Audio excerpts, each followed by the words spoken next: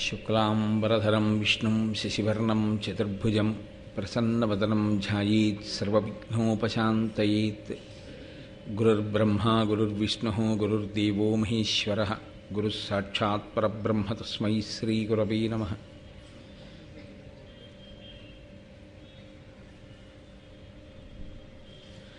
వ్యాసాయ విష్ణురూపాయ వ్యాసరూపాయ విష్ణవే నమో వై బ్రహ్మనిధయే వాసిష్ఠాయ నమో నమః. కూజంతం రామ రామేతి మధురం మధురాక్షరం ఆరుహ్య కవితాశాఖాం వందే వాల్మీకికోకిలం. శ్రుతిస్మృతిపురాణానాం ఆలయం కరుణాలయం నమామి భగవత్పాదశంకరం లోకశంకరం. వాగర్ధావివ సంపృక్తౌ వాగర్ధప్రతిపత్తయే జగతః పితరౌ వందే పార్వతీపరమేశ్వరౌ. సూక్తిం సమగ్రేతున స్వయమేవ లక్ష్మీః శ్రీరంగరాజమహిషీమధురైః కటాక్షైః. వైదగ్ధ్యవర్ణగుణగుంభనగౌరవైర్యాం కండూలకర్ణకుహరాः కవయోధయంతి. హైమోర్ధ్వపుండ్రమజహన్మకుటం సునాసం మందస్మితం మకరకుండలచారుగండం బింబాధరం బహుళదీర్ఘకృపాకటాక్షం శ్రీవేంకటేశముఖమాత్మని సన్నిధత్తాం. విమలపటీ కమలకుటీ పుస్తకరుద్రాక్షసస్తహస్తపుటీ కామాక్షీ పక్ష్మలాక్షీ కలిత విపంచీ విభాసి వైరించి. మనోజవం మరుతతుల్యవేగం జితేంద్రియం బుద్ధిమతాం వరిష్టం వాతాత్మజం వనరయూధముఖ్యం శ్రీరామదూతం శిరసా నమామి. ఆపదామపహర్తారం దాతారం సర్వసంపదాం లోకాభిరామం శ్రీరామం భూయో భూయో నమామ్యహం. నారాయణం నమస్కృత్య నరం చైవ నరోత్తమం దేవీం సరస్వతీం వ్యాసం తతో జయముదీరయేత్. హరి ఓం. పరమేశ్వర స్వరూపైన సభకి నమస్కారం.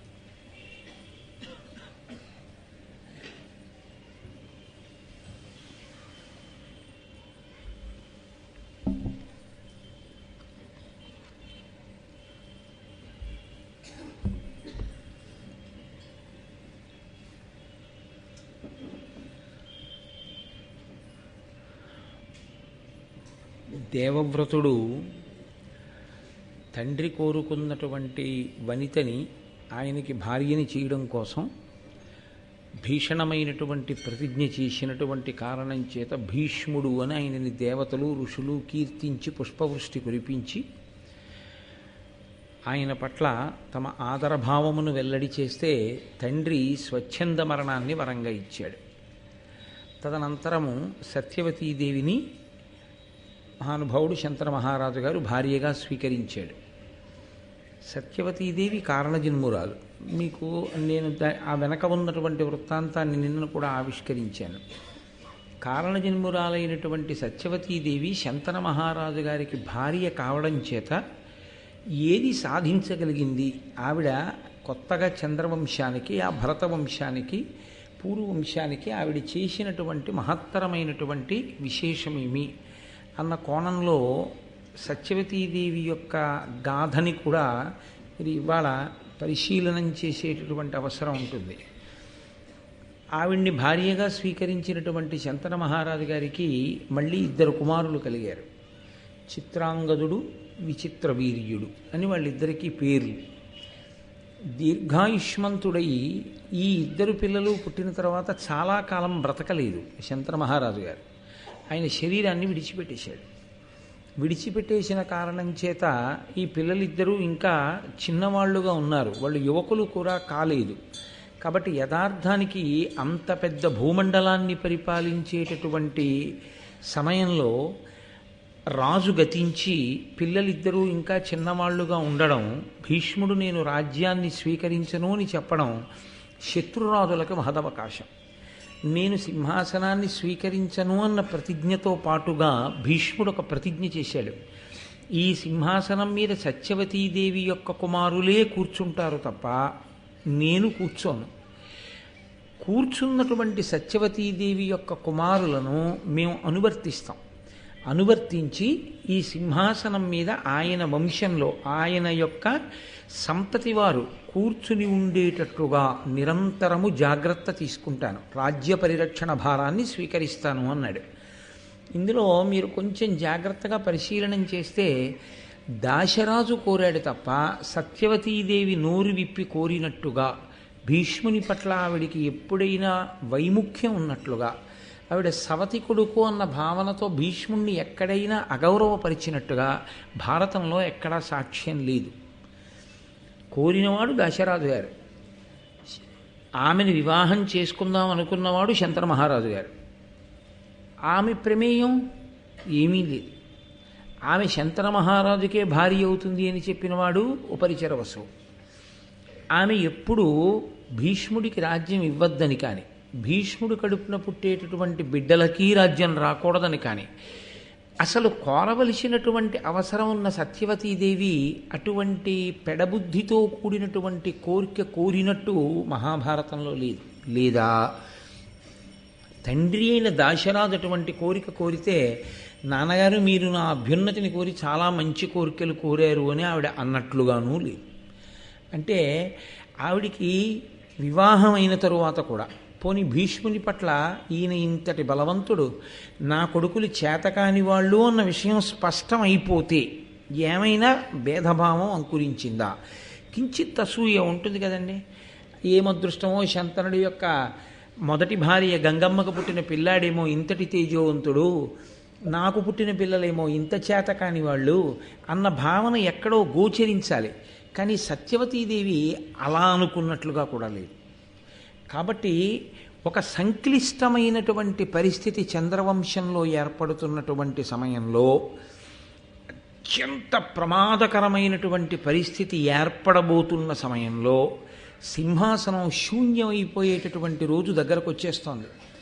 అటువంటి రోజుల్లో ఆ సమస్యని పరిష్కరించగలిగినటువంటి దృఢచిత్తముతో నిలబడగలిగిన ఏకైక వ్యక్తి సత్యవతీదేవి.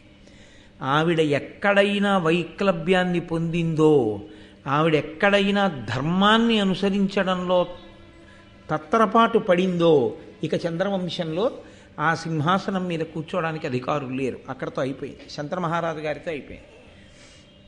అటువంటి స్థితిని చాలా జాగ్రత్తగా ఎదుర్కోగలిగినటువంటి పరిణతి ఒక స్త్రీకి ఉండడం అంటే సామాన్యమైన విషయం కాదు. పోనీ అంతకుముందు ఆవిడ పెరిగినటువంటి వాతావరణం చాలా గొప్ప అంతఃపురంలో పెరిగింది. ఈ రాచరికాలు, ఇటువంటి సింహాసనాలు, వారసత్వాలు, పిల్లలు, ధర్మము ఇవన్నీ తెలుసు అని అనుకుందామా? ఆవిడ కేవలం యమునా నదిలో తండ్రి గారి ఆజ్ఞ మేరకు వచ్చేటటువంటి యాత్రికులను ఆవలి ఒడ్డు నుంచి ఈవలి ఒడ్డుకు పడవ మీద దింపుతుంటుంది. అదొక్కటే ఆవిడ చేసిన పని. శంతన మహారాజు గారి వివాహం చేసుకునేంత వరకు అదొక్కటే. పోనీ పెరిగిన వాతావరణం అందామా? ఆవిడ పెరిగింది దాశరాజు దగ్గర. ఇంత గొప్ప సింహాసనానికి అధిపతి అయినటువంటి శంతన మహారాజు గారికి అకస్మాత్తుగా భార్య అయిపోయింది. ఆవిడ భార్య అవ్వడం కాదు, అంతటి మహాబలవంతుడు ధర్మాత్ముడైనటువంటి భీష్మాచార్యునకు తల్లి అయిపోయింది. అంతకుముందు సమస్త లోకములకు గురువైనటువంటి వ్యాస భగవానుడికి తల్లి అయిపోయింది. ఇన్నిటిని నిర్వహించగలిగినటువంటి ఒక గొప్ప స్త్రీమూర్తి కావాలి కాబట్టే పరమేశ్వరుడు ఉపరిచరి వసువు యొక్క వీర్యం ఆ అద్రిక చాపరూపంలో తాగి ఒక ఆడబిడ్డని ప్రసవించి ఈ స్థితిని ఎదుర్కోగలిగినటువంటి ఒక మహనీయమూర్తి సృజింపబడేటట్టుగా చేశాడు. అందుకే మహాభారతంలో చాలా తక్కువసేపు కనపడిన సత్యవతీదేవి ఆవిడ పోషించినటువంటి పాత్ర అనన్య సామాన్యము. సత్యవతీదేవిలా ధర్మాన్ని ఊంచుకుని సమస్యని పరిష్కరించుకోగలిగినటువంటి సత్తాతో ఎక్కడెక్కడ ఎలా ప్రవర్తించాలో అలా ప్రవర్తించి ఆ స్థానానికి తగినట్లు ఒదిగి నిలబడగలగడంలో అసలు చాలా చాలా చాలా కోట్ల కోట్ల కోట్ల మందిలో ఏ ఒక్కరో తప్ప అలా నిలబడగలిగినటువంటి ప్రజ్ఞాశాలురు ఉండరు. అంతటి ప్రజ్ఞ కేవలంగా ఆవిడ కారణజన్మురాలైన కారణం చేతనే ఆవిడ ఉంచుకోగలిగింది. ఇది ఆవిడ అద్రికకి పుట్టినప్పుడు మనకు అర్థం కాదు, ఏమిటి ఇలా ఉందనిపిస్తుంది. కానీ ఆవిడ అద్రికకు పుట్టి దాశరాజు దగ్గర పెరిగి వేదవ్యాసుడికి జన్మనిచ్చి కన్యాత్వం భంగపడకుండా వరాన్ని కోరి శంతన మహారాజు గారికి ఇల్లాలై 2 బిడ్డల్ని కని ఆ 2 బిడ్డలు చచ్చిపోయినాడు. సత్యవతీదేవి యొక్క గొప్పతనం ఏమిటో, ఎందుకు ఎలా నిలబడగలిగిందో మనకు అర్థమవుతుంది. అందుకు సృజించాడు రా ఇలాంటి వ్యక్తిని పరమేశ్వరుడు, లేకపోతే ఆ సింహాసనానికి ఎంత ఇబ్బంది వచ్చేదో అని మనకు అనిపిస్తుంది. కాబట్టి శంతన మహారాజు గారికి సత్యవతీదేవి యందు 2 కుమారులు జన్మించారు, చిత్రాంగదుడు, విచిత్రవీర్యుడు అని మీకు నేను మనవి చేశాను. భీష్ముడు చేసినటువంటి ప్రతిజ్ఞ కారణం చేత పెద్దవాడైన చిత్రాంగదుడికి అయాచితంగా సింహాసనం లభించింది. లభించడం కాదు, ఏకకాలంలో ఏమైపోయిందంటే అన్నగారు భీష్ముడు చూస్తే ధర్మానికి కట్టుబడి సింహాసనాన్ని కాపలా కాస్తున్నాడు కాబట్టి శత్రురాజులు కన్నెత్తి చూడరు. తండ్రి శంతన మహారాజు చూస్తే మహాధర్మాత్ముడు, రాజర్షి కాబట్టి అసలు బెంగలేదు.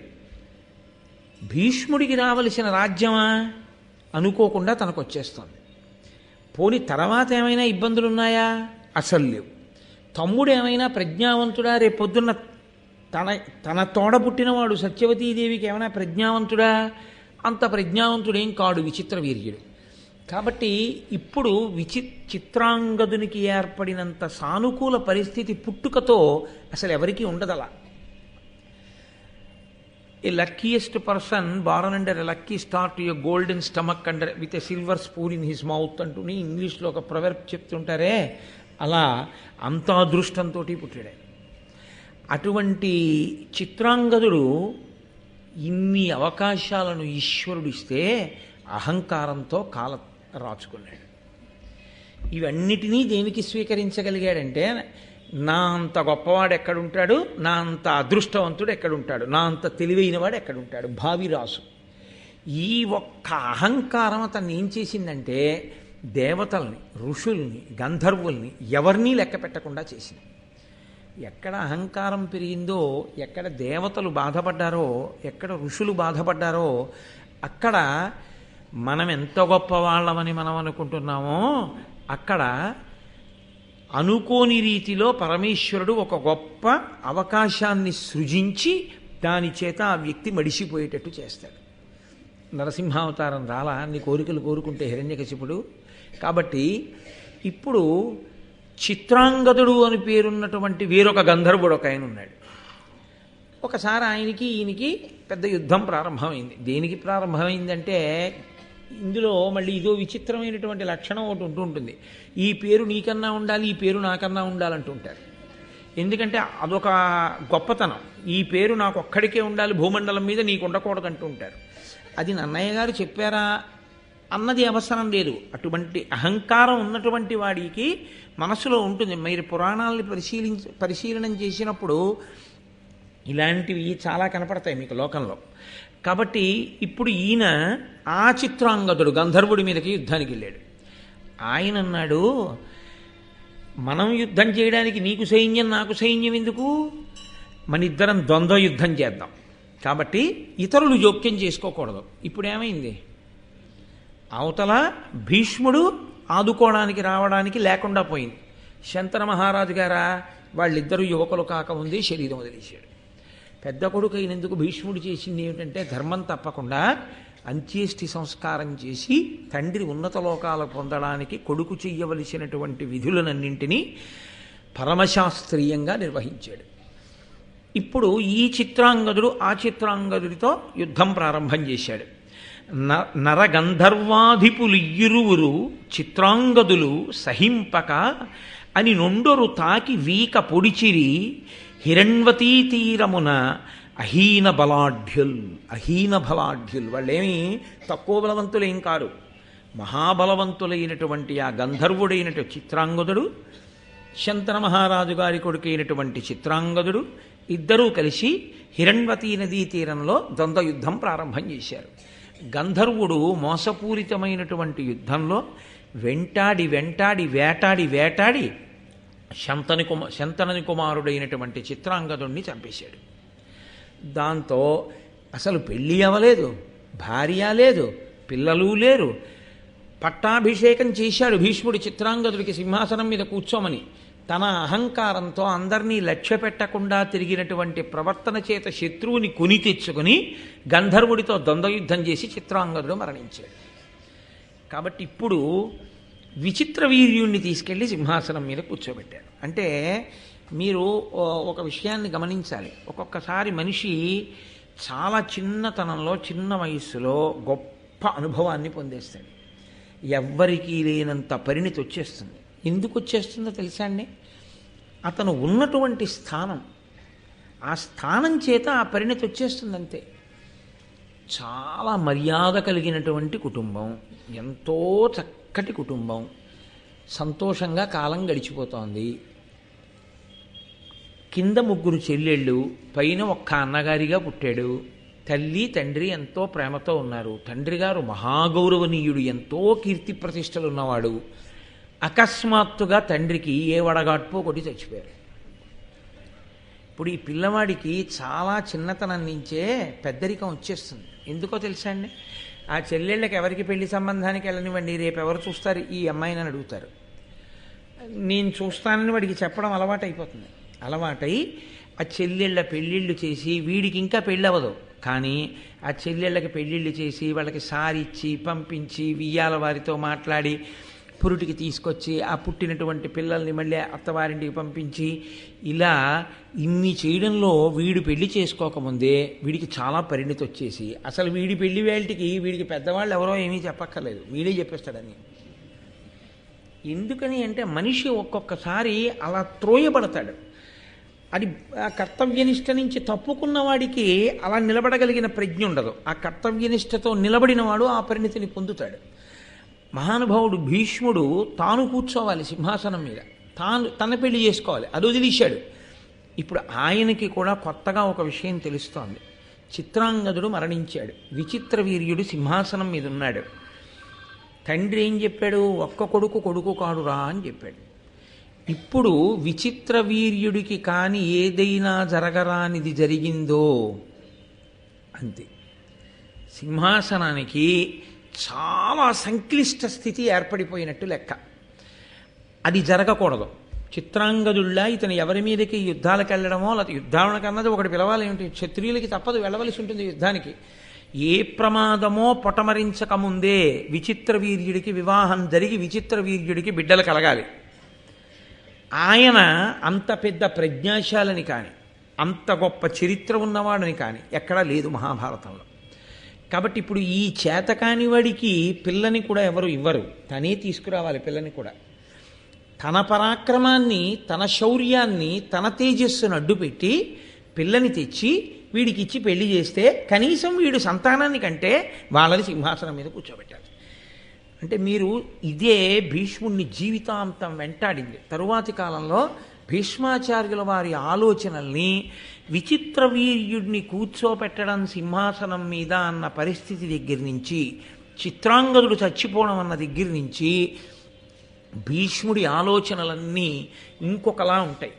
ఇవి ఎలా ఉంటాయి? వంశకర్తగా నిలబడినటువంటి ఆ మహానుభావుడు, అంటే ఆ వంశాన్ని పెంచాలన్న తాపత్రయంలో నిలబడిన వాడిగా ఆయన వాళ్ళకి భార్యల్ని తెచ్చేటప్పుడు ఎప్పుడు ఏ కోణంలో ఆలోచించి భార్యల్ని తీసుకొచ్చాడు అన్నది ఇదిగో ఈ సంఘటనే భీష్ముడి మనసు మీద ముద్రపడింది. అందుకే వ్యాసుడు భారత రచన చేస్తూ ఒక మాట అంటారు, అసలు లోకంలో ఉన్నటువంటి ఏ పరిస్థితిని, ఏ సందర్భాన్ని మహాభారతంలో నేను విడిచిపెట్టలేదు. మహాభారతంలో చెప్పినటువంటి ఏ పరిస్థితి, ఏ సందర్భం లోకంలో రానిది కాదు. కాబట్టే మహాభారతం అంత పరిణితినిస్తుంది. ఏ స్థితిలో ఉన్న వాళ్ళకైనా ఆ స్థితిలో ఆలోచించగలిగినటువంటి నేర్పరితనాన్ని ఇస్తుంది. కాబట్టి ఇప్పుడు ఆయన పిల్లని తేవాలి. పిల్లని తేవడం అంటే యోగ్యమైనటువంటి పిల్ల కావాలి. ఎక్కడున్నది అని ఆలోచించాడు. కాశీరాజు గారు స్వయంవరం ప్రకటించాడు. ఆయనకి 3 కుమార్తెలు, అంబా, అంబిక, అంబాలిక. ఇప్పుడు ఈ అంబా, అంబిక, అంబాలిక 3 సౌందర్యరాశులు, 3 యోగ్యమైనటువంటి కుటుంబమునందు జన్మించిన వారు. కాబట్టి అన్ని విధాలా తన తమ్ముడికి తగినటువంటి భార్యలు. ఇది భీష్ముడి దృష్టికోణం. అటువంటి భార్యలు నాకుండాలని చెప్పి స్వయంవరంలో వాళ్ళు తన మెడలో దండ వేసేటట్టుగా ఉండవలసినంత ప్రతిభ విచిత్ర వీర్యుడికి ఉందా అంటే చెప్పడం కష్టం. కష్టమేమీ లేదని చెప్పవలసి ఉంటుంది. కాబట్టే అసలు స్వయంవరానికి వెళ్ళనే లేదు విచిత్ర వీర్యుడు. ఎవరెళ్ళారు? భీష్ముడు వెళ్ళాడు. ఎందుకు భీష్ముడికి స్వయంవరం? ఆయన పెళ్లి చేసుకోడుగా, నిత్య బ్రహ్మచారిగా. మరి ఆయనకి ఎందుకు స్వయంవరం అంటే, తాను వెళ్ళి పిల్లని గెలిచి తెస్తే తమ్ముడికి ఇచ్చి పెళ్లి చేస్తాడు.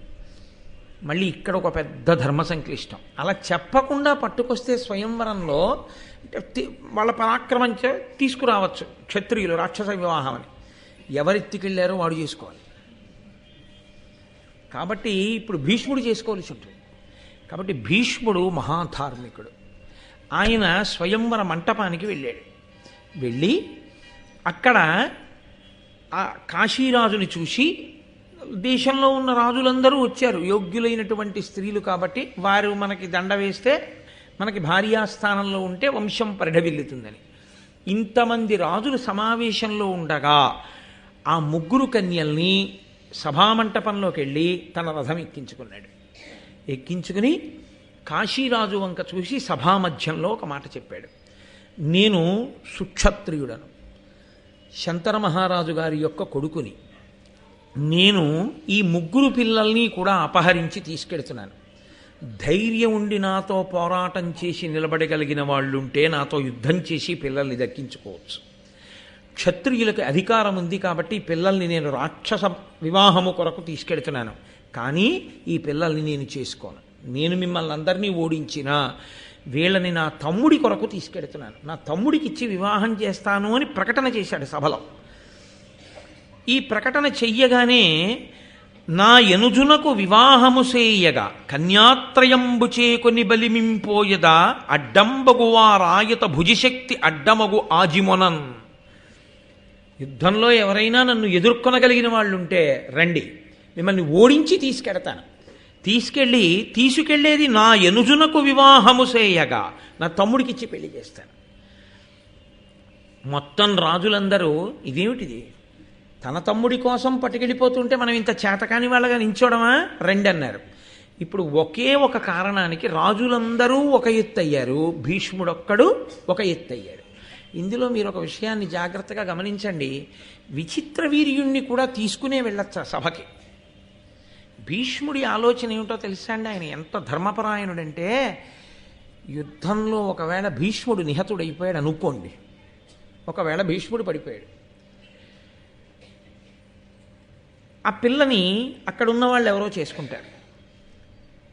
అది సంభవం కాదు, ఒక్కనాటికి జరగదు. ఎందుకు జరగదు అంటే, తాను మరణించాలనుకుంటేనే మరణిస్తాడు భీష్ముడు. తండ్రి గారు వరం ఇచ్చాడుగా. విచిత్ర వీర్యుణ్ణి తీసుకెళ్ళాడు అనుకోండి, ఆ జరగరానిది ఏదో విచిత్ర వీరుడికి జరిగితే అప్పుడు ఆ పిల్లల్ని తీసుకొచ్చి ఏమిటి ప్రయోజనం? సింహాసనం తన చేత్తో తానే ఖాళీ చేశాడు.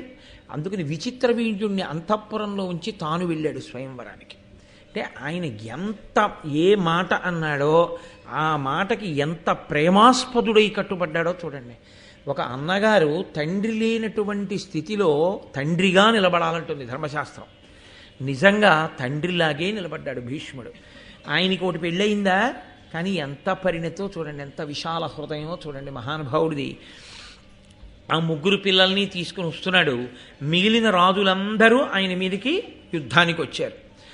వారలనందర రౌద్రాకారుండై కసి మసంగి గాంగేయుడు దుర్వార పటు బాణ నిహతిని వీరాహవరంగమునకు విముఖల చేశన్. భీష్ముడొక్కడే మిగిలినటువంటి రాజులందరినీ కూడా, ఇన్ని వేల మంది రాజుల్ని భీష్ముడొక్కడే ఓడించి తెగటార్చి ఆయన ఆ ముగ్గురు కన్యల్ని తీసుకుని వెళ్ళిపోతున్నాడు. వెళ్ళిపోతుంటే సాల్వుడు ఆయన మీదకి యుద్ధానికి వచ్చాడు. ఈ రాజులందరూ ఓడిపోయిన తరువాత సాల్వుడు వచ్చాడు. ఈ వసుధాధినాథుల జయించిన ఎట్టిది కాదు, చక్కనై పోవక నిల్వు నా గెదిరి పోర మదీయ ధనుర్విముక్త నానావిధ మార్గణోగ్ర గహనంబునన్న దిగ్భ్రమనొంద కిమ్మియింపోవగవోలు నీకనుచు పురుకులోత్తమతాకె వీకతోన్. ఆ సాల్వుడు వచ్చి అన్నాడు, వీళ్ళందరితో యుద్ధం చేయడం కాదు, ఈ వసుధాధినాథుల జయించిన ఎట్టిది కాదు, చక్కనైపోవక నిల్వు. వీళ్ళని గెలిచి వెళ్ళడం కాదు, యుద్ధం చేస్తే నాతో చెయ్యి, నిన్ను మట్టు పెడతాను. ఏమనుకున్నావో, నేను వేసేటటువంటి బాణ పరంపరకి దిగ్భ్రాంతి చెందుతా ఉన్నాడు. దిగ్భ్రాంతి అని అదొక చిత్రమైన మాట, వేదాంతంలో కూడా ఎక్కువగా వాడతారు. దిగ్భ్రాంతి అంటే ఏ దిక్కు ఏదో తెలియకుండా పోవడం, ఆ స్థితిని పొందుతావు అని యుద్ధానికి వచ్చాడు. సాల్వుణ్ణి తక్కువ చేసి అంచనా వేయడానికి ఏం లేదు, సామాన్యుడేం కాడు సాల్వుడు. ధృతిమయీ శతసంఖ్యయు దశశత సంఖ్యయు శతసహస్ర సంఖ్యయును శతాయుత సంఖ్యయుగా దేవవ్రతు మీదను సాల్వుడేశ వాడిశరంబుల్. ఆయన 1000, 100,000, 1,00,000 ఇన్ని బాణములను ఏకకాలంలో తన ధనస్సుకి సంధించి భీష్ముడి మీదకి విడిచిపెట్టాడు. ఇన్ని బాణములు తన మీద పడకముందు గాలిలోనే తుత్తునియలు చేసి ఒక్క బాణంతో ఆ సాల్వుని యొక్క రథాన్ని, సారథిని, గుర్రాల్ని పడగొట్టాడు భీష్మాచార్యుల వారు. నన్నయ్య గారు ఇక్కడ ఒక చిత్రమైనటువంటి మాట ఒకటి వేశారు. ఈ మాట మిగిలిన రాజులకి వేయలేదు, సాల్వుడికి మాత్రమే వేశారు. ఈ మాటని ఆధారం చేసుకునే భావి కథ నడిచింది. ధృతిమయి ఆ రథమును రజ్యంబులు సారథియును వృధయైన భగ్నరథుడై భాగీరథి కొడుకు చేత విమనోరథుడై సాల్వుండు నిజపురంబున కరికెన్. రథం విరిగిపోయింది, గుర్రములు చనిపోయాయి, సారథి చనిపోయాడు భీష్ముడేసిన ఒక్క బాణానికి. ఇవి పైన కనపడుతున్నాయి, భీష్ముడు వేసిన ఒక బాణానికి ఇవన్నీ పడిపోయాయి అంటే సాల్వుడు ఓడిపోయాడు. పైకి కనపడని రథం ఒకటి విరిగిపోయింది అన్నారు నన్నయ్య గారు. ఏ రథం విరిగిపోయింది? మనోరథం విరిగిపోయింది అన్నారు. ఏమి మిగిలిన రాజులందరూ కూడా ఓడిపోయారుగా, వాళ్ళ మనోరథం విరిగిపోలేదుగా, మరి ఈయన మనోరథం విరిగిపోవడం ఏమిటి అంటే, ఈ ముగ్గురిలో ఎవరో ఒక ఆవిడ ఈయనకి భార్యనవుతానని అంగీకరించింది పూర్వమే. ఈయన కూడా ఆమెని భార్యగా స్వీకరించడానికి అంగీకరించి ఉన్నాడు. కాబట్టి ఈయన మనోరథం విరిగిపోయింది. అంటే ఇప్పుడు ఈ సాల్వుడితో భీష్ముడు చేసిన యుద్ధం ఎదర భారత కథని చాలా పెద్ద మలుపే తిప్పబోతోంది. అది సామాన్యమైన మలుపు కాదు. ఇక్కడ విరిగింది సాల్వుడి మనోరథమైన నిజానికి ఇదే భీష్ముని యొక్క మరణానికి కూడా కారణమైంది ఈ యుద్ధమే. ఇది మహానుభావుడు చేసింది తన వంశాన్ని నిలబెట్టుకోవడానికి. కానీ ఇక్కడ సాల్వుడితో చేసిన యుద్ధం ఏదుందో ఈ యుద్ధమే చిట్ట చివర భీష్మాచార్యుల వారు శరీరాన్ని విడిచిపెట్టడానికి కారణమైంది. అది ఇంకా చాలా దూరం. భీష్మాచార్యుల వారు మహానుభావులు ఎన్ని పర్వాల్లోనో కనిపిస్తారు మనకి. కాబట్టి ఈ సాల్వుడు ఓడిపోయి భీష్ముడిని ఎదిరించలేక వెళ్ళిపోయాడు. భీష్ముడు ఆ ముగ్గురు కన్యల్ని తీసుకుని తన యొక్క అంతఃపురానికి వెళ్ళిపోయి తల్లికి అప్పచెప్పాడు. అమ్మ, 3 కన్యల్ని తీసుకొచ్చాను, ఈ ముగ్గురిని ఇచ్చి విచిత్ర వీర్యుడికి వివాహం చేద్దాం. తల్లి సత్యవతీదేవి యొక్క శీల వైభవం అది మహాభారతంలో. ఆమె పరమ సంతోషంగా ముగ్గురికి స్వాగతం చెప్పి లోపలికి తీసుకెళ్ళి కూర్చోబెట్టింది. ఇంతసేపు బాగానే ఉంది అంబ ఆ ముగ్గురిలో. సత్యవతీదేవిని చూడగానే భోరుని ఏడ్చింది. అంటే తన కష్టాన్ని చెప్పుకోవచ్చు అన్నటువంటి ఒక ఆడది దొరికింది చూడగానే సత్యవతి ఎందు. అంటే అసలు ఆవిడ ముఖము ఇతరుల కష్టం చెప్పుకోవచ్చు అనిపించేటట్టుగా ఉంటుందన్నమాట. అంత ప్రసన్న హృదయ, అంత మంచిది సత్యవతీదేవి. అందుకే ఆవిడ్ని చూడగానే అంబంది, పరగనన్ను సాల్వపతి వరించిన తండ్రి చేత పూర్వదత్తనైతి అమ్మహీషునకు నయంబున ఎయ్యది ధర్మ విరిగిదాన్ని తలపుమిప్పుడు. ఇత పూర్వం నన్ను సాల్వుడు వివాహం చేసుకుంటాను అని అడిగాడు. నేను కూడా సాల్వుణ్ణి ఇష్టపడ్డాను. సాల్వుడికి మా నాన్నగారు మాట ఇచ్చి ఉన్నారు, నీకు నా పెద్ద కూతురైన అంబనిచ్చి వివాహం చేస్తాను అని. కాబట్టి అది జరుగుతుంది అని మా నాన్నగారు స్వయంవరం ప్రకటించారు. నేను ఇక సాల్వుడి మెడలో దండ వేయడం, సాల్వుడు నన్ను వివాహం చేసుకోవడం.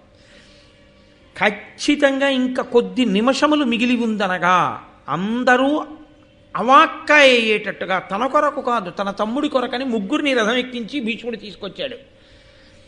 అమ్మ, నేను సాల్వుడిని వివాహం చేసుకుందాం అనుకున్నాను, సాల్వుడు నన్ను చేసుకుందాం అనుకున్నాడు. మా నాన్నగారు ఒప్పుకున్నారు, ఎత్తుకొచ్చాడు భీష్ముడు. ఇప్పుడు నువ్వు నాకు అత్తగారివి కాబోతున్నావు, నీ కొడుక్కి నేను భార్య అనవాలి, ధర్మం ఏదనుకుంటున్నావో అది నువ్వు చెయ్యి అంటాడు. నువ్వు ఇది చెయ్యి అనలేదు, నన్ను సాల్వుడికి ఇచ్చి వివాహం చేయించు అనలేదు. నన్ను నీ కొడుక్కి ఎలా చేసుకుంటావు అనలేదు, నన్ను ఇక్కడికి పంపు అని అనలేదు. నేను ఇలా సాల్వుడికి మనసిచ్చాను, సాల్వుడు నన్ను వివాహం చేసుకుందాం అనుకున్నాడు, తండ్రి గారు అంగీకరించారు. ఇది పరిస్థితి. చెప్పగానే ఎంత గొప్ప హృదయంతో అర్థం చేసుకుందో చూడండి. సత్యవతీదేవి ఒక్క మాట అనలేదు. భీష్ముడు విని నొచ్చుకున్నాడు. అరే రే, నాకు ఈ విషయం ముందు తెలియదు, తెలిసి ఉంటే నేను నిన్ను తీసుకుని వచ్చేదానను వచ్చేవాడిని కానీ కాదు, నిన్ను సాల్వునకే ఇచ్చి వివాహం చేసి ఉండేవాడిని. పొరపాటు జరిగింది, అయినా ఇబ్బంది లేదు, నువ్వు కొంచెం ముందు చెప్పడం మంచిదైంది. ఇప్పుడు నా తమ్ముడు విచిత్ర వీర్యుడికి నిన్నిచ్చి వివాహం చెయ్యను, ఎందుకంటే నీ మనసు లేదు, నీ మనసు సాల్వుని ఎందుంది. కాబట్టి కొంతమంది బ్రాహ్మణుల్ని సహాయంగా ఇచ్చి రథంలో నిన్ను సాల్వుడి దగ్గరికి పంపించేస్తాను, నువ్వు సాల్వుణ్ణి స్వీకరించవచ్చు అని వెంటనే బ్రాహ్మణుల్ని పిలిచి రథం ఎక్కించి అంబని సగౌరవంగా సత్యవతీదేవి భీష్మాచార్యుడు ఇద్దరూ కలిపి పంపించేశారు. మీకు ఇందులో ఒక విషయం అర్థమవుతుండాలి. సత్యవతీదేవి తన కుమారుడైన విచిత్ర వీర్యుణ్ణి సంప్రదించడం కన్నా భీష్ముణ్ణే సంప్రదిస్తుంది నిర్ణయం చేసుకునే ముందు. ఏరా నీ కోసం తీసుకొచ్చాడు అన్నయ్య, ఈవిడేమో ఇంకోళ్ళకి మనసిచ్చానంటోంది, పంపించైనా నువ్వు చేసేసుకుంటావా అని కూడా అడగచ్చు సత్యవతీదేవి. అంతఃపురంలో ఏం జరిగిందో ఎవరికి తెలుస్తుందండి, త్రికాలవేది వ్యాసుడు రాశాడు కాబట్టి. కానీ ఆవిడ ఆ విషయంలో విచిత్ర వీర్యుడికి స్వేచ్ఛ ఇవ్వలేదు. ధర్మ నిర్ణయంలో భీష్ముడు చెప్పిన మాట. అందుకే ఆవిడ భీష్ముణ్ణి అడుగుతుంటుంది. అడిగి అంటే సత్యవతీదేవి యొక్క శీల వైభవాన్ని చూడండి. ఆ సమయంలో ఆ అంతఃపురంలో వస్తున్నటువంటి వైక్లభ్యాల్ని తట్టుకోగలిగినటువంటి, తనంత తాను ధర్మనిష్ట కలిగినటువంటి ఒక గొప్ప వనిత ఆ ఇంటి కోడలుగా నిలబడాలి అక్కడ. శంతన మహారాజు గారి భార్యగా శంతనుడు లేకపోవచ్చు. రాబోయే సంక్లిష్ట పరిస్థితిని ధార్మిక దృష్టితో తట్టుకోగలిగిన స్త్రీ ఉండాలి అక్కడ. కాబట్టి ఇప్పుడు ఆ అంబని రథం ఎక్కించారు, బ్రాహ్మణులకు ఇచ్చారు, పంపించేశారు. అంబిక, అంబాలిక ఇద్దరు స్త్రీలు మిగిలారు. ఈ ఇద్దరు రాచకన్యల్ని ఇచ్చి విచిత్ర వీర్యునకు వివాహం చేశారు. ఇప్పుడు తన ప్రమేయం లేకుండా, తానేమీ కష్టపడవలసిన అవసరం లేకుండా చక్కగా ఇద్దరు భార్యలు అమరారు. ఆయన పేరే విచిత్ర వీర్యుడు. దేని వలన తన వంశము వృద్ధి పొందాలో, దేని వలన నలుగురు బిడ్డలు తనకి పుట్టాలో అటువంటిది పుట్టడానికి ఉపయోగపడకపోగా తాను చావడానికి పనికొచ్చింది. అందుకని విచిత్ర వీర్యుడయ్యాడేమో.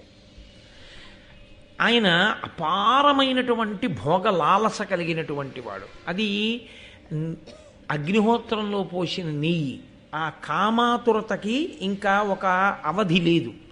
ఆ కారణం చేత నిరంతరముగా క్రీడించాడు అంబికా అంబాలికలతో ఆయన. దాని చేత ఆయన దేహము శుష్కించిపోయింది. శుష్కించి పటుత్వము తప్పి క్షయవ్యాధికి గురైపోయాడు. గురి అయి అంబిక అంబాలిక అప్పటికి 3 సంవత్సరాలైందండి. సత్సంతానమును పొందడం మీద దృష్టి కన్నా కామాతురతను అనుభవించటమునందు మాత్రమే దృష్టి. వివాహము దేని కొరకు చేయబడిందో విస్మరించి సంతానమును పొందడం వాయిదా వేసుకుని కామతృష్ణని అనుభవించడమే ప్రయోజనంగా బ్రతికినటువంటి బ్రతుకు ఎంత ప్రమాదాన్ని తెచ్చిందో చూపిస్తున్నటువంటి ఘట్టం మహాభారతమునందు అంతర్భాగము. ఇంతకన్నా నేను విడమర్చి చెప్పక్కర్లేదు. ఇవాళ సమాజంలో ఉన్నటువంటి అత్యంత హేయమైన పరిస్థితికి ఇది నిదర్శనం. కాబట్టి ఇప్పుడు ఈ విచిత్ర వీర్యుడు క్షయవ్యాధికి గురి అయి శరీరాన్ని విడిచిపెట్టాడు, చనిపోయాడు. ఇద్దరు భార్యలు ఉన్నారు, అంబిక అంబాలిక. కోరి కోరి తెచ్చాడు భీష్ముడు వంశాభివృద్ధి కొరకు. 3 సంవత్సరములు క్రీడించాడు. సంతానం మాత్రం లేదు ఇద్దరికి. సింహాసనం ఖాళీ అయిపోయాడు, ఎవ్వరూ లేరు. ఉన్నది భీష్ముడు ఒక్కడే. భీష్ముడు ప్రతిజ్ఞ చేసి ఉన్నాడు. ఎవరి కొరకు ప్రతిజ్ఞ చేశాడో, ఏ సత్యవతీదేవి సంతానం కొరకు దాశరాజు ప్రతిజ్ఞ చేయించాడో ఆ సంతానం లేదు. ఇది మనుష్యులు స్వార్థంతో ఒకట ఆలోచిస్తే, వాళ్ళు ఇలా జరుగుతుందని వేసుకున్నటువంటి ఆలోచన పరమేశ్వరుడి యొక్క ఆలోచనల ముందు నిలవడం. ఆశ్చర్యకరంగా ఉంటాయి. రామాయణంలో కైకమ్మ భరతుడికి రాజ్యం ఇమ్మని వరాలు కోరి చిట్ట చివర భర్త పోయిన తర్వాత ఏడుస్తూ రాముడి దగ్గరికి వెళ్ళి మళ్ళీ రాజ్యం తీసుకొని ఏడిచినట్టే ఉంటుంది. కానీ కైకమ్మ పరిస్థితి వేరు, సత్యవతీదేవి పరిస్థితి వేరు. సత్యవతీదేవి ఎన్నడూ అలా అసలు నా పిల్లలకి రాజ్యం కావాలని శంతన మహారాజుని అడిగినట్టు కూడా లేదు. ఇప్పుడు విచిత్రవీర్య మరణంతో అంతఃపురంలో ఒక ఆశ్చర్యకరమైన పరిస్థితి నెలకొంది. అసలు రాజు లేడు. ఎందుకు రాజు లేడు అంటే ఒక క్షణం కూడా సింహాసనం మీద భీష్ముడు కూర్చోడు.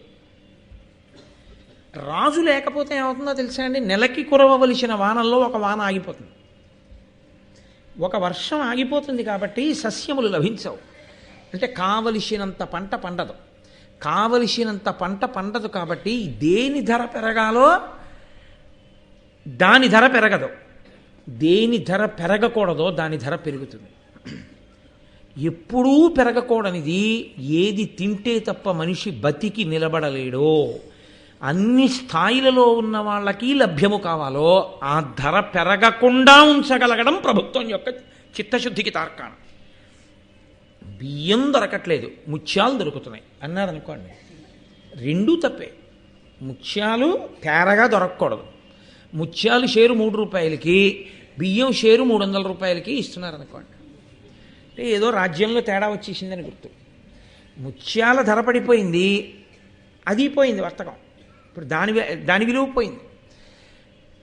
బియ్యం 300, ముత్యాలు తింటావా? ముత్యాల దండలు వేసుకుని చచ్చిపోవాలంతే కదా, ఎందుకవి? కాబట్టి ఇది రాకూడదు వ్యవస్థ. ఇది రాకుండా ఉండాలి అంటే రాజు సింహాసనం మీద ఉండాలి. రాజు సింహాసనం మీద ఉంటే ఒక లక్షణం ఉంటుంది.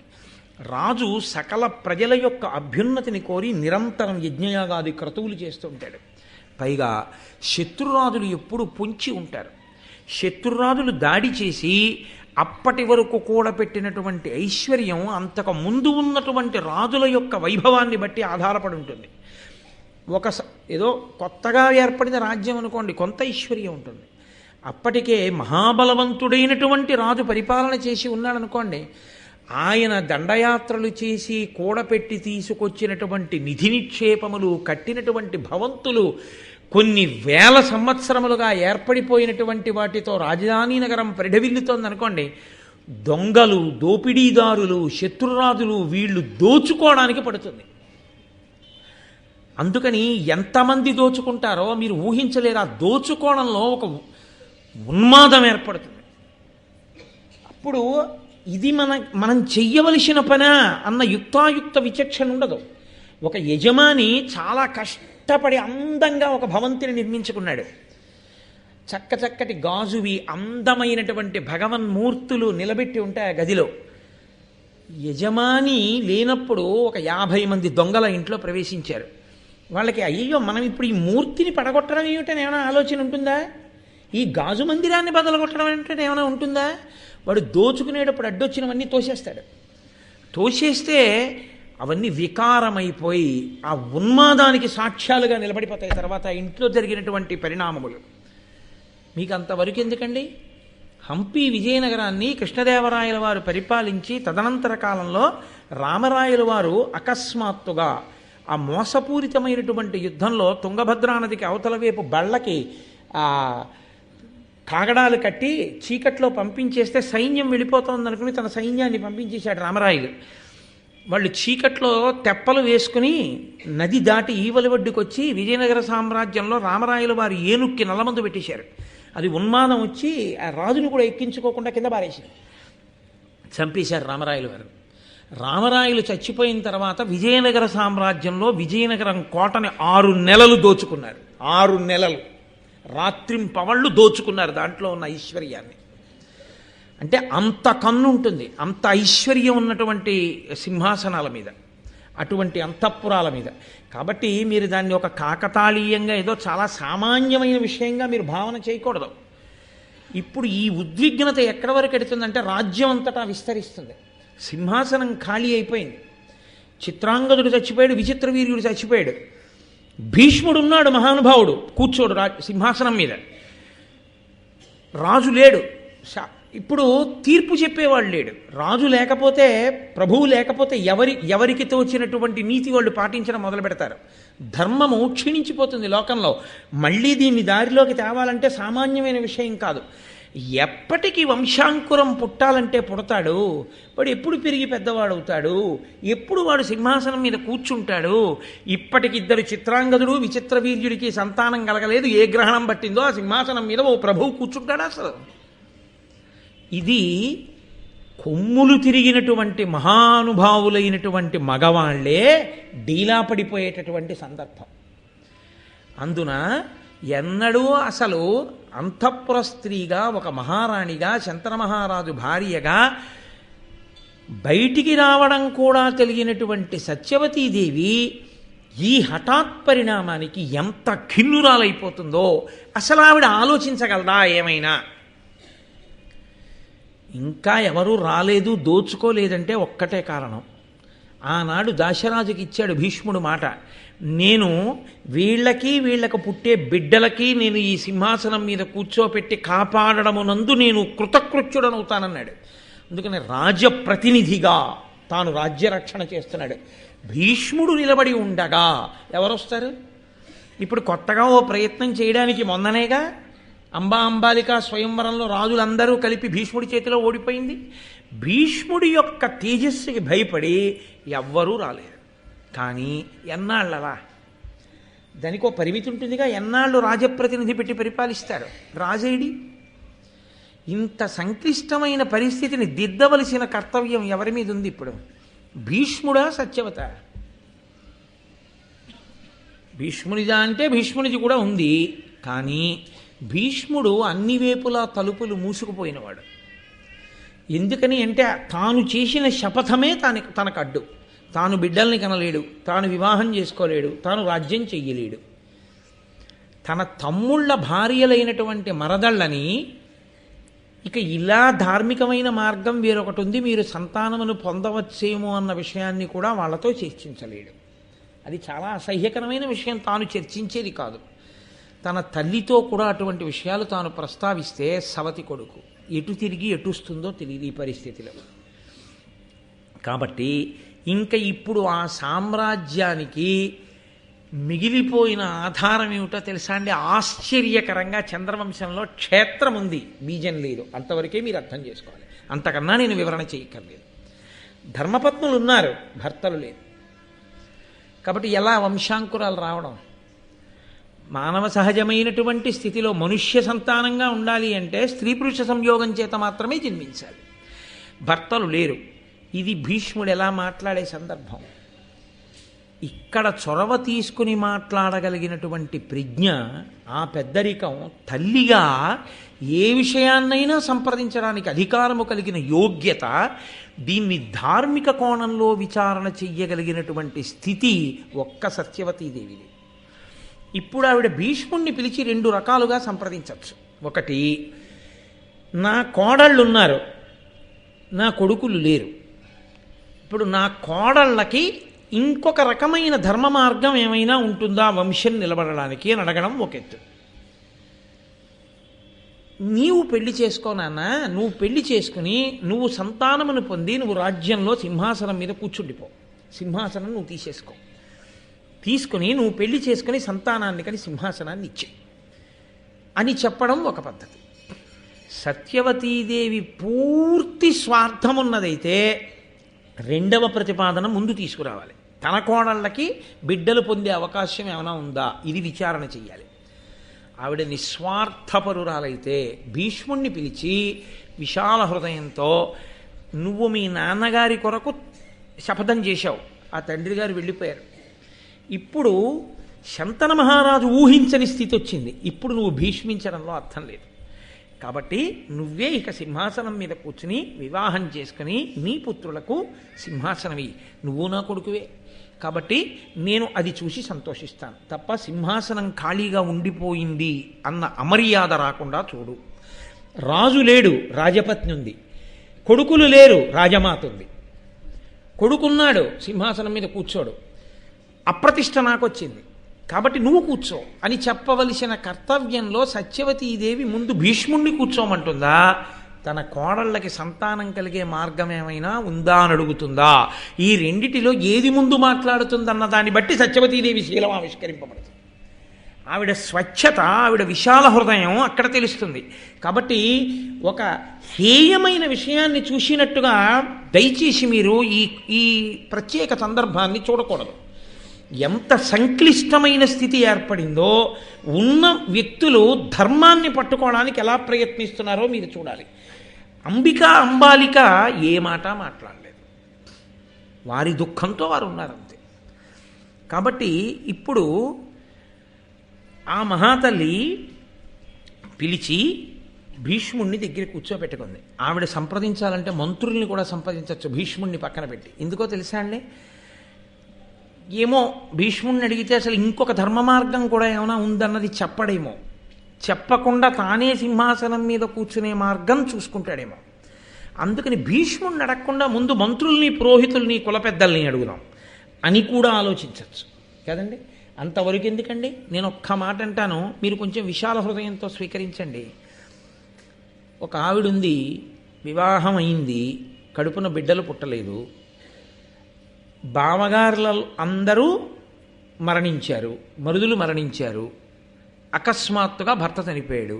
ఇప్పుడు ఆవిడ ప్రేతానికి ఎవరు సంస్కారం చెయ్యాలి అని అనుమానం వచ్చిందనుకోండి, వెంటనే ఏ అన్నదమ్ముడి వరుస వాళ్ళో ఎవరో పక్కింటి వాళ్ళు అక్కడ ఉంటే చేసేస్తారా?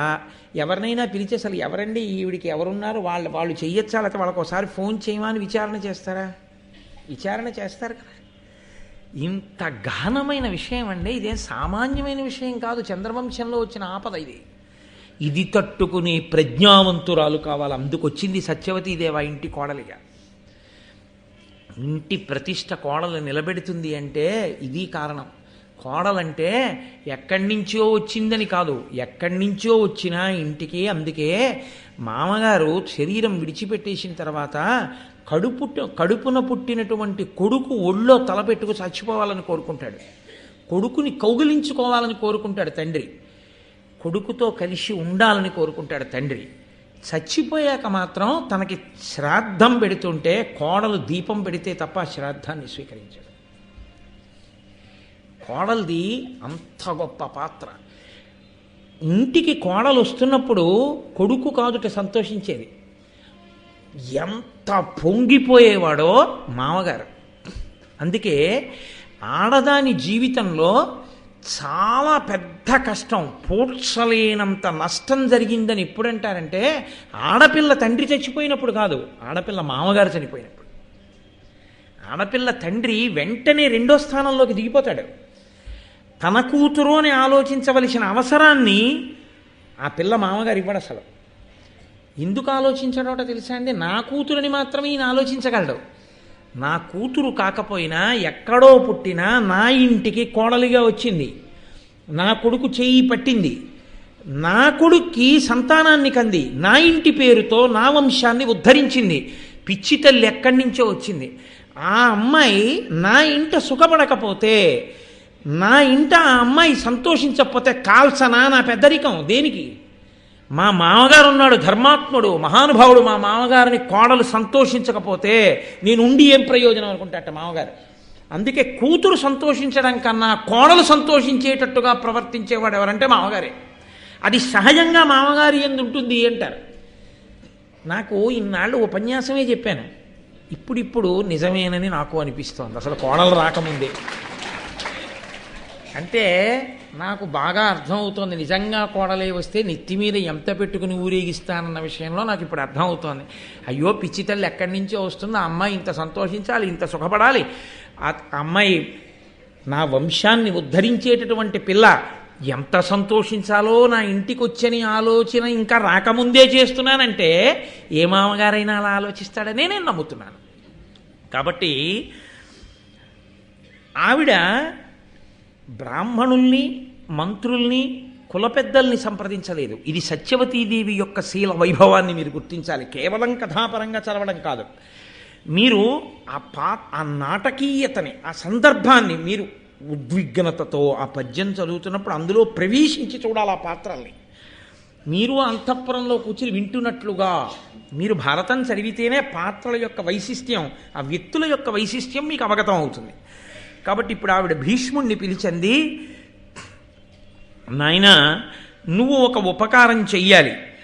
పరగణన్ను సాల్వపతి వరించిన ఆ శంతను సంతానంబును సంతత కీర్తియును పిండ సత్కృతియును అత్యంత మహీభారమును పరంతప నీయంద చిరతరంబై నిలిచెన్.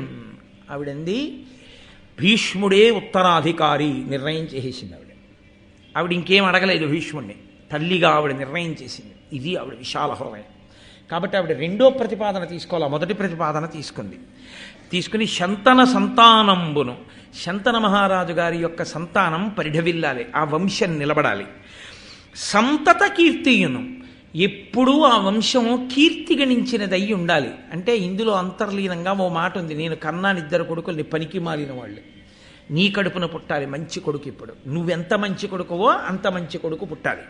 కాబట్టి సంతత కీర్తియును పిండ సత్కృతియును, కేవలం ఇక్కడ ఈ లోకంలో కొడుకు చేత సంతోషాన్ని పొందడం కాదు, శరీరం పడిపోయిన తర్వాత కూడా ఏడాదికొక్కసారి నాన్నగారిని తలుచుకుని తద్దినం పెట్టేవాడై ఉండాలి కొడుకు. అయ్యో మా నాన్నగారు ఇంతటి మహానుభావుడు, ఇంతటి కీర్తి వహించాడు. ఏ కీర్తి లేకపోవచ్చు, తండ్రే కదండి. చనిపోయాడు, ఫలానా తిథి నాడు పడిపోయింది శరీరం, కాబట్టి ఆ రోజున మనం శ్రాద్ధం పెడదామని గుర్తు పెట్టుకునేవాడై ఉండాలి. మహాభావ, శంతనుడు చనిపోతే శ్రాద్ధ కర్మలు చేశావు, ప్రతి ఏడాది చేస్తున్నావు. కాబట్టి వంశంలో ఇలా తండ్రిని గుర్తుపెట్టుకుని, తాతని గుర్తుపెట్టుకుని తద్దినం పెట్టేటటువంటి శ్రద్ధాళువులైన వాళ్ళు పుట్టాలి. కాబట్టి అత్యంత మహీభారమును, ఇంత పెద్ద సామ్రాజ్య భారాన్ని వహించగలిగినటువంటి మహాతేజోమూర్తి కావాలి. పరంతప, శత్రువులను తపింపచెయ్యగలిగిన వాడా, నీయంత చిరతరంబై నిలచెన్, నీ వలన మాత్రమే సాధ్యమవుతుంది. ఇప్పుడు ఈ కర్తవ్యాన్ని నువ్వు మాత్రమే తలకెత్తుకోగలిగినటువంటి వాడివి. కాబట్టి ఇప్పుడు ఆవిడ భీష్ముడికి అనుమతిస్తోంది, నువ్వు సింహాసనం మీద కూర్చో, నువ్వు సంతానాన్ని కను, ఎడతెగక జరగవలసినవి చెప్తోంది ఆవిడ. కాబట్టి నువ్వు చెయ్యవలసి ఉంటుంది అని జననుత సర్వధర్మములు సర్వజగత్ పరివర్తన క్రమంబును మరి సర్వవంశములు పుట్టిన మార్గము నీవ నిక్కవుంబనగా ఎరుంగు. ఉన్నత గుణాఢ్యుడవున్ భరతాన్వయావలంబనుడవు నీవా, నీ ఒక్కడ పంచద చేయుము మత్ప్రియంబుగన్. భీష్ముడా, నేను నిన్ను కోరిక కోరుతున్నాను, నువ్వు తీర్చాలి. జననుత, నువ్వు జనుల చేత కీర్తింపబడిన వాడివి. సర్వధర్మములు, నీకు తెలియనటువంటి ధర్మం ఏదీ లేదు, నీకు అన్ని ధర్మాలు తెలుసు. ఈ మాటను అడ్డుపెట్టాడు భీష్ముడు. ఎదరా తాను తన శపథంలో నిలబడినప్పుడు మార్గాన్ని చూపించడం ఆయన యొక్క గొప్పతనం. నేను ఇది చేయనండి, మీరేం చేసుకుంటారో చేసుకోండి అని కొడుకనొచ్చు. నాన్నగారు ఇలా వద్దు, అలా చేద్దాం అని కొడుకనొచ్చు. ఇలా వద్దు నాన్నగారండి, అలా చేద్దామన్నవాడు తండ్రి బాధ్యతని పంచుకున్న కొడుకు. ఇలా వీల్లేదండి, మీరు ఎలా చేసుకుంటారో నాకు అనవసరం అన్నవాడు తండ్రిని ఆయుర్దాయం తగ్గించి చంపేసే ప్రయత్నం చేస్తున్న కొడుకు కదండి. నేను ఒకానొకప్పుడు post graduate diploma in industrial relations personnel management చేస్తున్న రోజుల్లో ఒక మహానుభావుడు ఒక ఆయన ఉపన్యాసం చెప్తూ, లెక్చర్ చెప్తూ చాలా అద్భుతమైన మాట ఒకటి అన్నారు. నా దగ్గరికి ట్రేడ్ యూనియన్ లీడర్స్ వచ్చి మాట్లాడుతున్నప్పుడు కేవలం వాళ్ళ కోరికలు చెప్తే నేను ఒప్పుకోను. ఎందుకని అంటే వాళ్ళు సంస్థలో అంతర్భాగం. సంస్థ పరిస్థితి చెప్పి దీంట్లో ఎన్ని కోరికలు తీర్చుకుంటే సంస్థ నిలబడుతుందో మీరు చెప్పండి అని చెప్తుంటాను. ఎందుకని అంటే అందులో వాళ్ళ అంతర్భాగం, వాళ్ళు పరిష్కారం కూడా వాళ్ళు చెప్పాలి, కోరికలు ఒక్కటే చెప్పడానికి రాకూడదు. కాబట్టి వాళ్ళు కూడా అంతర్భాగం. కాబట్టి వాళ్ళు నాకు ప్రశ్న ఇవ్వడం, నేను పరిష్కారం చెప్పడం కాదు, నేను వాళ్ళని సమస్య ఇచ్చి పరిష్కారం చెప్పండి అని అడుగుతుంటాను విశాల హృదయంతో అన్నాడు ఆయన. అలా నీవు ధర్మము తెలిసిన్నవాడవు, తల్లికి నమ్మకం, అందుకు చెప్పాడు తర్వాత ధర్మాన్ని భీష్ముడు.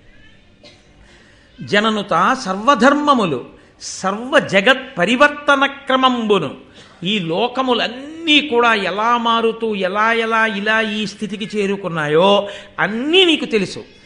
మరి సర్వవంశములు పుట్టిన మార్గము నీవు నిక్కువంబనగా, అన్ని వంశములు ఎలా వచ్చాయో, ఏ వంశంలో ఏ వైక్లభ్యాలు వచ్చాయో, అప్పుడు ఎలా తట్టుకున్నారో, ఎలా సింహాసనాలు నిలబడ్డాయో, ఎలా ఈ క్షత్రియ వంశాలన్నీ రాజ్య పరిపాలన చేశాయో, ఇవన్నీ నీకు తెలుసు. నీకు తెలియనిదేమీ లేదు. ఉన్నత గుణాఢ్యుడవున్, నువ్వు ఉన్నతమైనటువంటి గుణములు కలిగినటువంటి వాడివి. భరతాన్వయావలంబనుడవీవా నిన్నొకడు పంచత చేయుమో మత్ప్రియంబుగన్.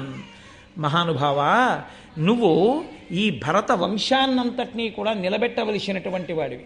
కాబట్టి నేను నిన్ను ఒక్క కోరిక కోరుతాను, నువ్వు దయచేసి ఆ కోరిక తీర్చవలసింది అని ఆ సత్యవతీదేవి భీష్మాచార్యుల వారిని తాను వరమడుగుతోంది. ఇప్పుడు చిత్రం ఏంటంటే, ఏ సత్యవతీదేవి కొరకు ఆమె అడగకపోయినా తాను ప్రతిజ్ఞ చేసి సింహాసనాన్ని సంతానాన్ని వదిలిపెట్టాడో, సంతానాన్ని అంటే బ్రహ్మచర్యాన్ని స్వీకరించి సంతానం పొందకుండా ఉన్నాడో, ఆ సత్యవతీదేవియే ఇప్పుడు భీష్ముణ్ణి ప్రార్థన చేస్తోంది, నాకు ఒక కోరిక ఇయ్యి. చిన్న వయస్సు, అందరి కోరికలు తీర్చడమే కానీ నా కోరిక ఇది తీర్చండి అని ఒకళ్ళని అడగడం మాత్రం ఎన్నడూ చెయ్యనటువంటి ఉదారుడు, పెద్దరికం ఉన్నవాడు భీష్ముడు. అది ఆయన పెద్దరికం. ఆయన ఎవరి దగ్గరికి వెళ్ళి నాన్నగారండి నాకు ఈ కోరిక ఉంది నాన్నగారండి తీర్చరా అని అడిగాడని లేదు భారతంలో. అమ్మ దగ్గరికి వెళ్ళి అమ్మ నాకు ఈ కోరిక ఉంది తీర్చవా అని అడిగాడని లేదు భారతంలో. గురువుగారితోనే యుద్ధం చేయవలసి వచ్చింది. గురువుగారు నాకు ఈ కోరిక ఉంది తీర్చండి గురువుగారు అని అడిగినట్టు లేదు భారతంలో. అమ్మ సత్యవతీదేవి దగ్గరికి వెళ్ళి అమ్మ నాకు ఈ కోరిక ఉందమ్మా తీర్చమ్మా అని అడిగినట్టు లేదు భారతంలో. తమ్ముళ్ళ దగ్గరికి వెళ్ళి ఒరే మీకోసం పెళ్లి చేసుకోకుండా ఉండిపోయాను కదరా నాకు ఈ చిన్న కోరిక ఉంది తీర్చండిరా అని అడిగినట్టు లేదు భారతంలో. కానీ ఆయననే వయసులో చిన్నవాడైనా అందరూ ఆయన్నే అడుగుతుంటారు. పుట్టుకతో పెద్దరికం కొంతమందిది కాబట్టి ఆ పెద్దరికంతోనే మాట్లాడుతుంటాడు. నేను మీతో మనవి చేశాను కదా మొదట్లోనే, చిత్రంగా పెద్దరికాలు చిత్రంగా అనుభవాలు వచ్చేస్తాయి కొంతమందికని. కాబట్టి ఇప్పుడు నువ్వు నాకు ఒక కోరిక తీర్చాలి. ఈ కురువంశమున నీ ఒక్కరుడవయున్నవాడవు, ఉర్వీరాజ్యం బెక్కటి చేకొని తేజము దిక్కుల వెలిగింపు సంతతియు పడయు మొగిన్. ఇప్పుడు కురువంశానికి అంతటికీ మిగిలిపోయిన వాడవు నువ్వు ఒక్కడివి. కాబట్టి నువ్వు ఈ రాజ్యాన్ని స్వీకరించు. ఈ రాజ్యాన్ని స్వీకరించి సంతతిని పొందు. సంతతిని పొందు అన్న మాట ఎందు వివాహం చేసుకో అన్నది కూడా అంతర్భాగమే. కాబట్టి అని ఆవిడంది, నిరతంబు బ్రహ్మ మొదలుగా వరుసున ఎడతెగక ఇట్లు వచ్చిన వంశం బురుభుజ నీ ఉండగా నీ తరమున విచ్ఛిన్నమగుట ధర్మవే అని ఆవిడ ఒక పెద్ద ప్రశ్న వేసి, భీష్ముడిలో ఏ సానుకూల స్పందన ఆవిడికి కనపడలేదు. ఆవిడంది, బ్రహ్మగారి దగ్గర ప్రారంభమై పెరిగింది నీ వంశం. వంశం ఇన్నాళ్ళు పెరుగుతూ వచ్చింది, అందరూ సంతోషిస్తూ వెళ్ళిపోయారు. అమ్మయ్య పితృరుణం తీరిపోయింది, నాకో కొడుకు పుట్టాడు అని వెళ్ళిపోయారు. ఈ వెళ్ళిపోయిన వాళ్ళందరికీ ఆ పుట్టిన కొడుకు తజ్జనం పెడుతూ ఉండేవాడు కాబట్టి వాళ్ళు ధన్యులైపోయారు.